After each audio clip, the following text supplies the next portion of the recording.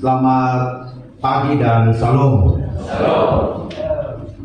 Melalui perikop kita hari ini, kita diajar untuk menjadikan Tuhan sebagai sumber kedamaian di dalam hati dan hidup kita.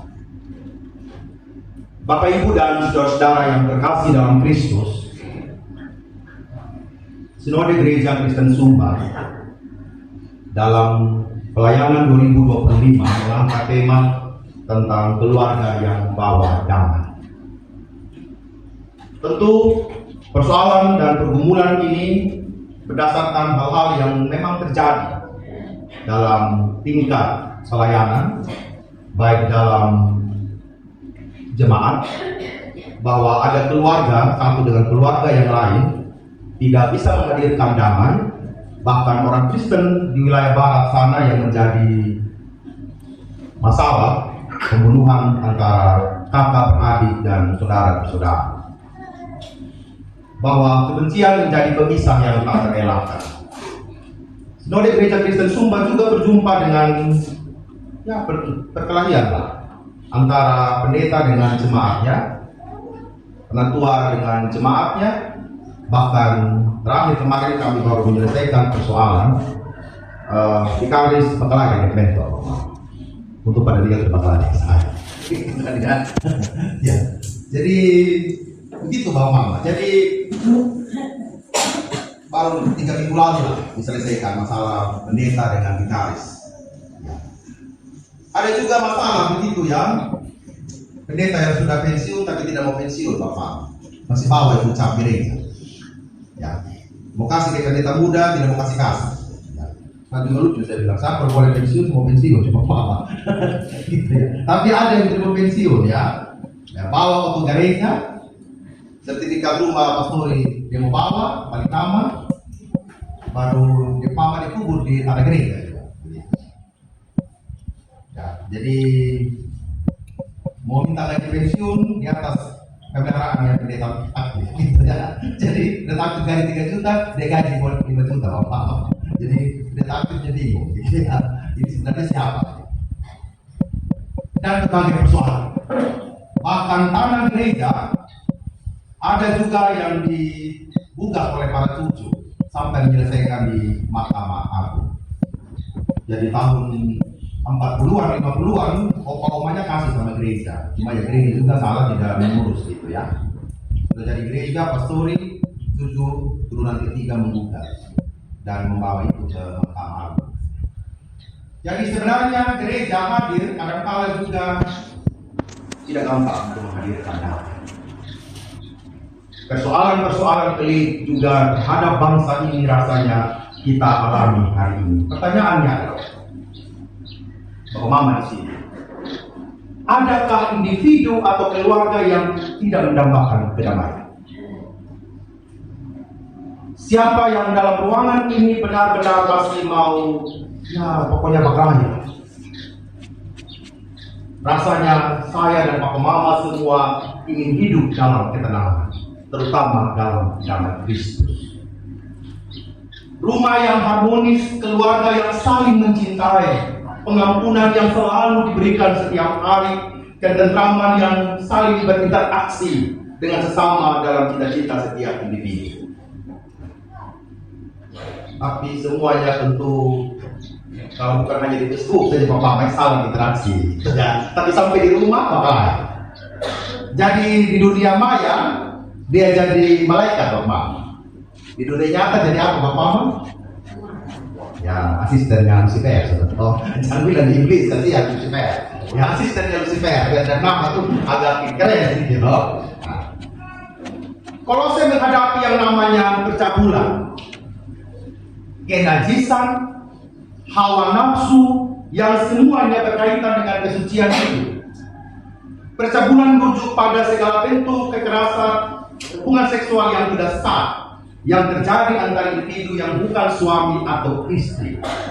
Kenajisan hampir serupa dengan percabulan, berhubungan dengan pikiran tindakan yang tidak layak terkait dengan hak-hak seksual. Hawa nafsu juga merujuk pada keinginan-keinginan yang benar-benar jauh dari perintah Tuhan. dosa, keserakahan dalam berbagai bentuk rasa-rasa yang menjadi nyata dalam kehidupan kita setiap hari. Keserakahan berarti keinginan untuk memiliki lebih banyak daripada apa yang menjadi haknya, sehingga pada akhirnya kita tidak bisa meraih apa yang namanya kedamaian. Hari ini juga kita sedang disibukkan dengan berbagai macam kekerasan yang dilakukan orang-orang dewasa kepada anak-anak. Kita belum bisa terhindar dari pemerkosaan, pemaksaan, kekerasan seksual terhadap anak-anak. Hari ini juga dalam kecelakaan yang beruntung, sebenarnya orang dewasa dan kita semua sebagai orang tua diam-diam juga melakukan kekerasan terhadap anak-anak kita. Dengan apa? Mengizinkan mereka bawa motor tapi tidak pakai helm. Ini peringatan Pak Mama untuk kita yang punya anak semua. Mengizinkan mereka bawa motor saya di bawah 17 tahun itu sudah salah Pak Mama. Apalagi ketika kita tidak pernah memberikan helm kepada mereka sebagai pengalaman. Ini refleksi yang perlu jangan kita sepelekan Bapak Mama, nyedeka saja. Masalahnya itu aspal itu bukan kita saudara Bapak Mama. Ya, Kapolres bisa kita telepon, lepas itu motor begitu ya. WA sama Kapolres dilepas memang, begitu Pak yang WA itu. Bukan persoalan itu Bapak Mama. Tetapi diam-diam kita sudah melakukan kekerasan kepada mereka. Fakta lain adalah membiarkan anak-anak untuk tidak belajar dan mengerjakan tugas-tugas sebenarnya juga kekerasan terhadap mereka. Memanjakan mereka, saking hati sudah capek, tidak mau kasih tahu lagi jalan-jalan yang baik, nasihat yang baik, terserah anak, mau hidup, mau belajar atau tidak.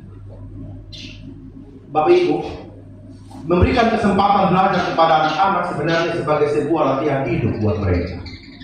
Latihan hidup untuk mengenal apa? Mengenal yang namanya ketekunan, mengenal yang namanya kerajinan, mengenal namanya etos kerja, memperkenalkan mereka tentang segala kebaikan ya di dalam seluruh apa yang mereka lakukan. Ketika dulu seperti cerita yang saya sampaikan, Bapak Mama disuruh potong rumput di Prepower Bapak Mama yang sekarang kuburnya ibu itu. Zaman dulu tempat saya potong rumput Bapak Mama dari Kandara di sana. Jadi pulang itu sudah pikul, tidak ada motor, jalan kaki Bapak. Saya masih ingat dulu berangkat mandi di Kerbau Sapi Bapak Mama, lewat triliun di belakang hotel Kalita Beach itu Mama. Bawa sapi dan mandi di situ dari Kandara sana. Bapak bisa bayangkan ya. Jadi kencangnya sama Mama sudah bisa dibayangkan Bapak Mama ya. Gimana mereka mengajar kami. Terus dia bilang, kasmadi di sapi laut tadi. Bayangkan kami bawa dari sana jalan kaki Bapak. Kasmadi dari sini. Jalan aspal dulu. Masih ukur semua gitu ya.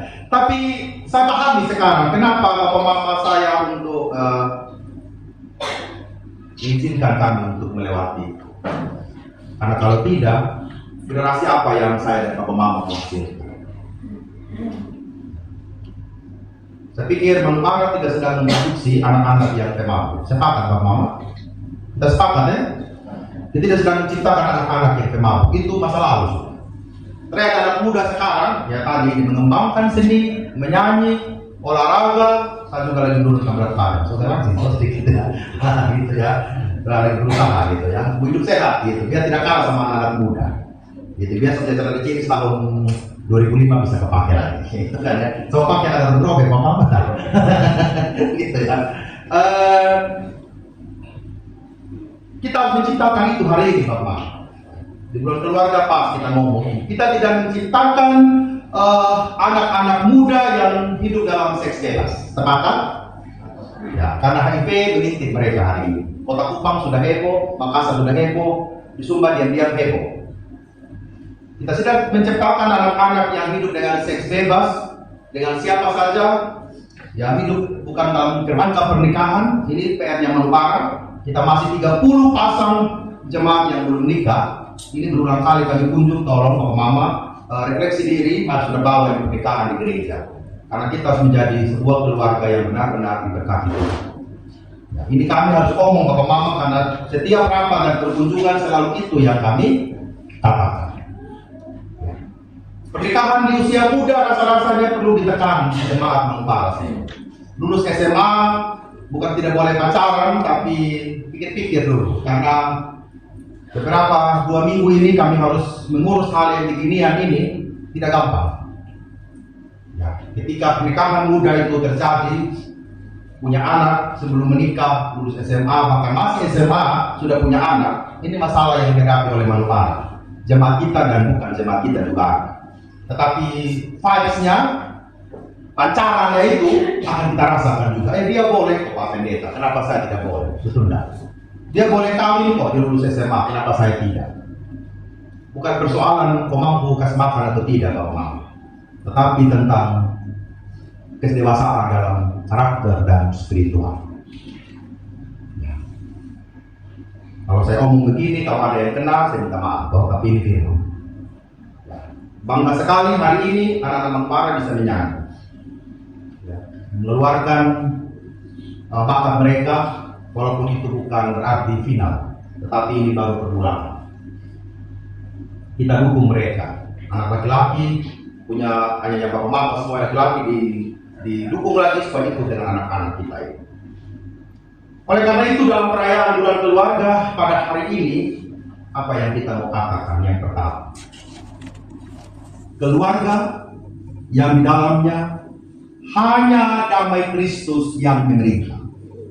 Sekali lagi, keluarga yang ada di dalamnya hanya damai Kristus yang menerima.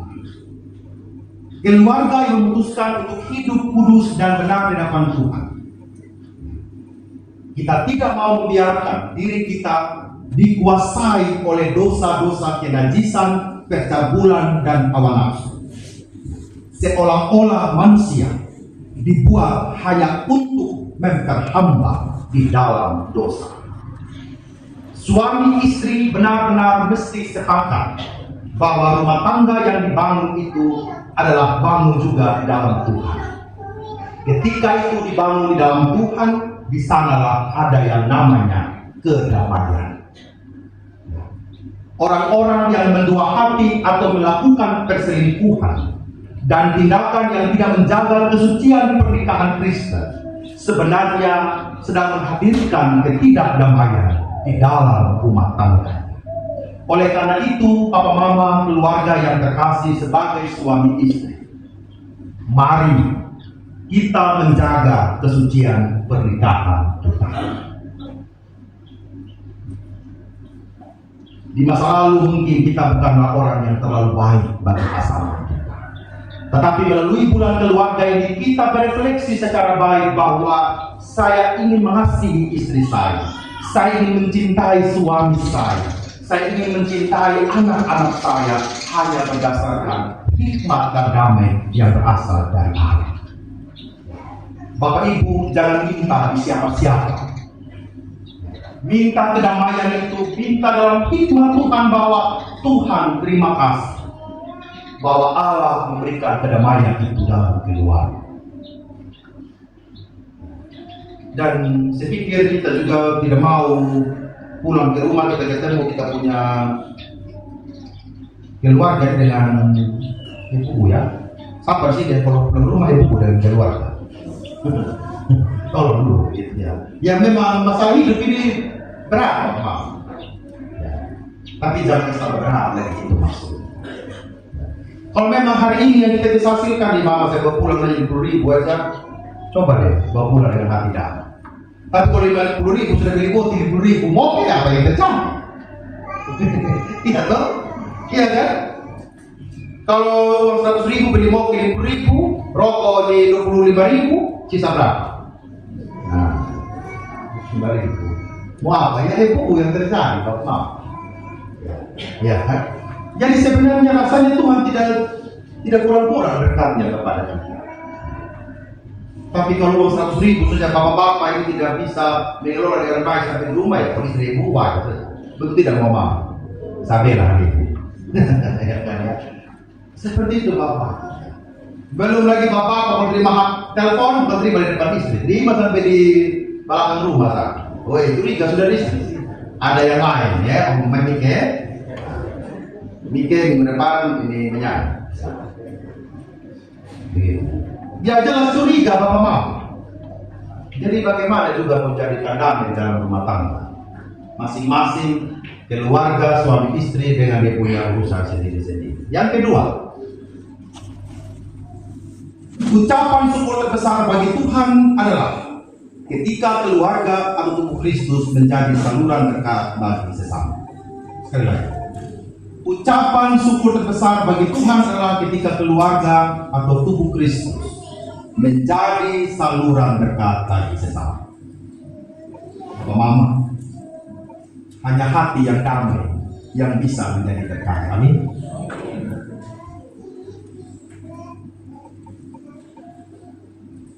Bapak Mama kalau memberi sama saya ya, rajin antar makan begitu ya, antar sayur sama saya, Bapak Oscar, Bapak Billy gitu ya, Mama Dindi, Bapak Ongko, Mama Aci gitu ya. Tentu jangan pastor tidak Bapak lain saya, atau tidak atau Bapak lain saya pastor. Bapaknya Bapak, jadi kami di rumah ada marah-marah ya. Itu benar itu sering tambah dia Pak. Ya, pada kampung kemarin kan dari Mama Aci dan Bapak Ongko, tangan kampung di Padadita. Ternyata kampung jadi di Padadita Bapak Mama. Itu kan yang kita bilang ini kering batu kamar. Kan? Jadi satu minggu ini saya dengan Pak Vikaris kita makan spesial kampung tiap hari. Tidak apa-apa. Jadi bukan kampung yang buat asam urat Bapak, tapi hati yang tidak damai. Amin. Jadi bukan kampung yang buat asam urat, tapi hati yang penuh dengan kebencian. Itu yang membuat kita keloe dan merah. Jadi kami satu minggu ini ya awalnya saya buat pelicin kampung ala-ala Kaliwang gitu kan ya. Kalau mati dapat saya sembunyi nama Ali. Buat saya itu makan. Dikasih ya, saya terus sama kampung. Buat tulis kampung atau rebus saja kampung. Begitu. Ya. Saya pikir kita ini semua mau datang dengan hati yang damai. Amin. Hati yang damai. Kalau Bapak-Bapak buat syukuran pasti dengan hati yang damai. Jadi saya sudah hitung minggu ini ya. Minggu lalu Thomas makan gratis. Itu kan ya, kurang tahu gitu kan ya. Wah ini tiap hari bisa kita gemuk di rumah orang. Jadi saya percaya Bapak Mama ketika hati kita damai, dalam kekurangan sekalipun kita mau berbagi, amin. Kita mau berbagi. Karena apa? Damai Tuhan itu yang kita rasakan di hati, bukan hikmat yang lain. Kalau hikmat yang lain ada di hati, kita akan hitung-hitung sampai kita mati. Besok kalau kita bakal dan dia kita mulai omong. Dulu waktu dia nikah, saya tunggu dulu 3 hari. Saya bawa babi begini, gitu kan? Saya belum lihat babi yang begini Bapak. Tapi orang-orang kalau om ukuran babi bagaimana? Begini, gitu kan? Saya dengar ukuran babi begitu. Begini, ini atau ini apa? Kan begini. Jadi kalau sudah om itu, waktu dia nikah dulu saya mengatakan, itu berarti kita sedang tidak menjadi dekat dengan hati kita. Tetapi kalau ada hikmat Allah Bapak Mama, apa yang sudah kita berikan kepada orang harus menjadi berkat, bukan jadi kutukan. Kalau kita masih suka ungkit-ungkit, berarti itu menjadi kutuk bagi kita dan bagi orang lain. Kita tidak sedang memberikan damai sejahtera Bapak Mama.